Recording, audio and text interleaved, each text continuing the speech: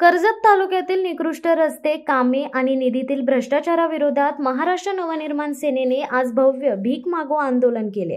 हे आंदोलन नेरळ साई मंदिर चौकातून सकाळी 9:30 वाजता सुरू होऊन कर्जत येथील लोकमान्य टिळक चौक, राष्ट्रवादी भवन, शिवसेना भवन दरम्यान संपन्न झाले। मनसे पदाधिकाऱ्यांनी रस्त्यांसाठी आलेल्या हजारो कोटींच्या निधीचा अपव्यय कुठे गेला, ठेकेदारांच्या फायद्यासाठी निकृष्ट कामे का झाली, जबाबदार अधिकाऱ्यांवर कारवाई का नाही असे तीव्र प्रश्न उपस्थित केले। नागरिकांकडून प्रतिकात्मक स्वरूपात भीक मागून गोळा केलेली 1240 रुपये रक्कम मुख्यमंत्री निधीत जमा करून सरकारला इशारा देण्यात आला। लेखी आश्वासन देत सार्वजनिक बांधकाम विभाग, PWD व जिल्हा परिषद बांधकाम विभागाच्या अधिकाऱ्यांनी पुढील कारवाईचे वचन दिल्यानंतर आंदोलन मागे घेण्यात आले। या आंदोलनात जिल्हाध्यक्ष जितेंद्र पाटील, जिल्हा सचिव अक्षय महाले, माथेरान शहराध्यक्ष संतोष कदम, तालुका अध्यक्ष यशवंत भवारे, तालुका सचिव प्रदीप पाटील, उपतालुका अध्यक्ष स्वप्नील शेळके, प्रवीण राणे, नारायण भोईर, भूषण राणे, सागर भोईर, तालुका प्रसिद्धी प्रमुख अवधूत अत्रे, कर्जत शहराध्यक्ष राजेश साळुंके, नेरळ शहराध्यक्ष सुभाष नाईक, महिला शहराध्यक्षा तेजश्री भोईर तसेच संदेश काळभोर, महेश लोवंशी, सतीश जाधव, प्रकाश सिंग आदींसह मनसेचे अनेक कार्यकर्ते उपस्थित होते। दादा, आज आपण भीक मागो आंदोलन केलेले, नेमकी काय परिस्थिती रस्त्यांची आणि आता अधिकाऱ्यांनी तुम्हाला काय उत्तर दिलेले आहे? खरं तर गेल्या अनेक दिवसांपासून गणपती उत्सव आपला यायच्या अगोदरपासून महाराष्ट्र नवनिर्माण सेना सतत या प्रश्नाकडे आम्ही लक्ष देऊन याच्यावरती वेळोवेळी प्रशासनाला आम्ही कळवत होतो की रस्त्यांची अवस्था तालुक्यातील गाववाड्या असतील, आदिवासी वाड्या असतील, प्रमुख शहराचे रस्ते असतील, नेरळकळंबचा रस्ता असेल, कशाळी साईडचा रस्ता असेल किंवा तालुक्यातले 4 पट्ट्यापासून रस्ते असतील, त्यांची अतिशय भीषण अवस्था झालेली आहे। प्रशासनाला जेव्हा आमचे पदाधिकारी सांगायचे त्यावेळेस ते बोलायचे फंड नाहीये, निधी नाहीये, परंतु रात्रीतनं आपण पाहायचो की बातमी गुपचूप यायची की कोणीतरी खड्डे बुजवतोय। मग अधिकारी म्हणायचे आम्ही तात्पुरते बुजवलेले आहेत, परत तोच खड्डा बुजवायला परत 4 दिवसांनी दुसऱ्याकडनं बातमी यायची। तर असं किती दिवस एकीकडे म्हणायचं आमच्याकडे पैसे नाहीयेत, एकीकडे हे गुपचूप खड्डे भरायचं, कॉन्ट्रॅक्ट काढायचं। तर अशा परिस्थितीमध्ये जनतेच्या पैशाचा ज्या ठेकेदाराने रस्ते बनवलेले आहेत तालुक्यातील ते ठेकेदार मात्र गायब आहेत।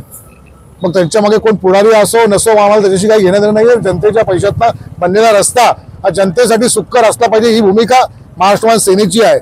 त्यामुळे अशा अधिकाऱ्यांचा जो दुर्लक्ष झालेला आहे तालुक्यामधील रस्त्यांवर त्यांना जाग आणण्याकरता आम्ही भीक मागो आंदोलन आज महाराष्ट्र नवनिर्माण सेनेच्या वतीने केलेलं आहे। पुढे रूपरेषा केलेली आहे। आजचं आंदोलन हे प्रतिकात्मक असून जर आज जे अधिकारी आले आहेत त्यांनी सांगितलं की पाऊस थांबला की तात्काळ आम्ही पूर्ण तालुक्यातील रस्त्यांची अवस्था जी आहे ती सुधारू, आम्ही थोडा वाट पाहू। पण याच्यानंतर आम्ही काही दिवसापूर्वी म्हटलेलं होतं की ज्या ठेकेदाराने जो अधिकारी ज्या रस्त्याला कारणीभूत आहे बनवायला त्याला त्या खड्ड्यामध्ये उभं करण्याचं काम जर आमच्या आजच्या आंदोलनाचं फलित निघालं नाही तर भविष्यात आमचं आंदोलन अतिशय दाहक असेल, भव्य असेल, आक्रमक असेल।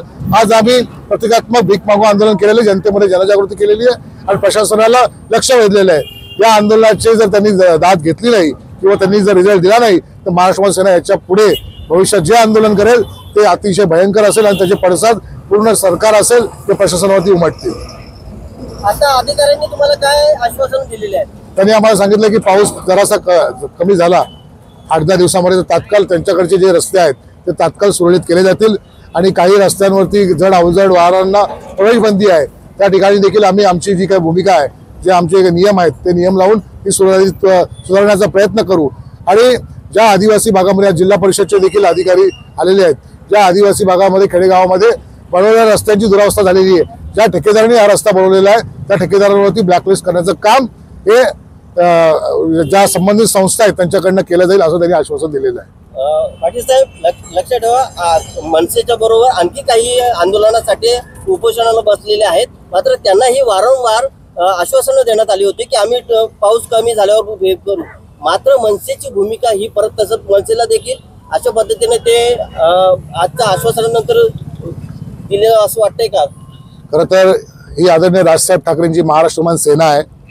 आम्ही कुठच्याही खोटे आश्वासन देण्याची हिंमत आम्हाला आजपर्यंत कुठच्या अधिकारी असतील किंवा सरकार असेल ही करू शकत नाही। आणि जर केलीच तर मी तुम्हाला सांगितलेलं आहे की भविष्यात आम्ही काय करणार आहोत। त्यामुळे असल्या आम्हाला जे आश्वासन मिळतं आतापर्यंत या तालुक्यातला इतिहास आहे की महाराष्ट्र नवनिर्माण सेनेने जी आंदोलनं केलेली आहेत त्याचा रिझल्ट हा जनतेला दिसलेला आहे आणि त्याची काय बोलतो आपण एक्झिक्युशन हे तात्काळ प्रशासनाकडनं करण्यात आलेलं आहे. ही ताकद महाराष्ट्र सेनेची आहे आणि ती कायम राहील. तर कुठचाही अधिकारी किंवा सरकारमधला कोणी शहाणा हा महाराष्ट्र सेनेला खोटं आश्वासन देऊ शकत नाही. जे आहे ते महाराष्ट्र सेना आपल्या पद्धतीने आणि आपल्या स्टाईलनेच जनतेच्या हिताकरता रिझल्ट करून घेईल. शिवसत्ता टाइम्ससाठी संदेश साळुंखे, नेरळ. धडक बेधडक वृत्त देणाऱ्या आपल्या शिवसत्ता टाइम्स न्यूज चॅनलला लाल बटन दाबून सबस्क्राईब करा आणि बेल आयकॉनला क्लिक करायला विसरू नका.